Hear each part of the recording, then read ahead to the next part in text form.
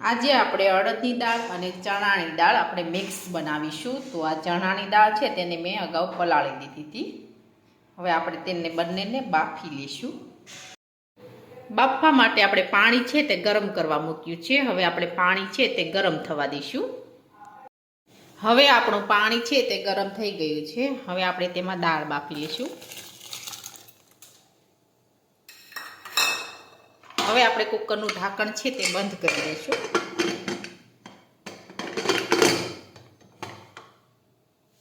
હવે આપણે બફાવા દઈશું। હવે આપણી દાળ છે તે બફાઈ ગઈ છે। હવે આપણે ગેસ બંધ કરી દઈશું।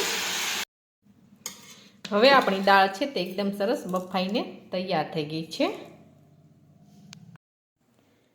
હવે આપણે દાળ વઘારવા માટે આદું છે તે ખમણી લીધું છે। કાંદા, ટમેટા અને મરચાં ત્રણેય સમારીને તૈયાર કરી લીધા છે। હવે આપણે વઘારી લઈશું।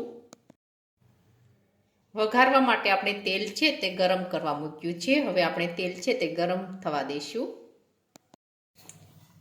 હવે આપણું તેલ છે તે ગરમ થઈ ગયું છે। હવે આપણે તેમાં રાઈ અને જીરું નાખી દઈશું। ખાંડેલું લસણ નાખી દઈશું।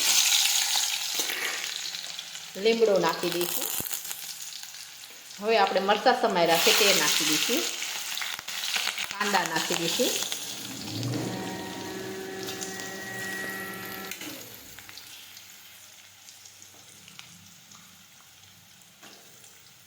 હવે આપણે સમારેલા ટમેટા નાખી દઈશું।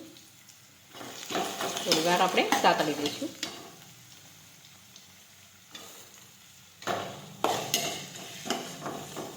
હવે આપણે ખમણેલું આદું નાખી દઈશું।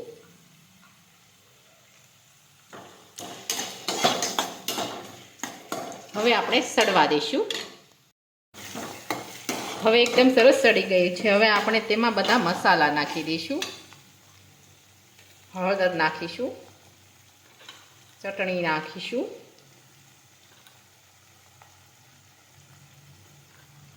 કાશ્મીરી લાલ ચટણી નાખીશું, જીરું નાખીશું, ખાંડ નાખીશું,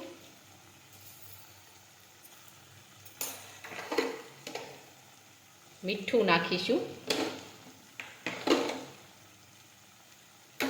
લીંબુનો રસ નાખીશું,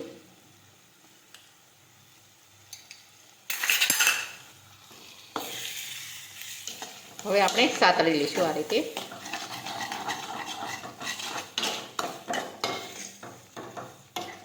હવે આપણે બાફેલી દાળ છે તે નાખી દઈશું।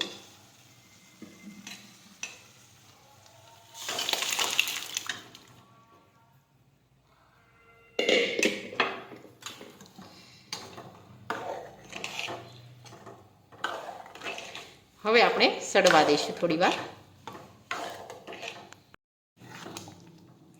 હવે આપણી દાળ છે તે એકદમ સરસ બનીને તૈયાર થઈ ગઈ છે। હવે આપણે તેમાં ધાણા નાખી દઈશું।